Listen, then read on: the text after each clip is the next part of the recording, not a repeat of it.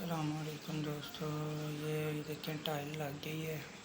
अब इस पर हमने बेसन भी फिट कर दिया है और ये एसेसरी सेट भी फिट कर दिया है। शीशा भी लगा दिया। ये टॉवल के लिए है, यहाँ पे टॉवल लगेगा और यहाँ पे कोई कपड़े वगैरह बुर्का वगैरह कोई भी चीज़ आप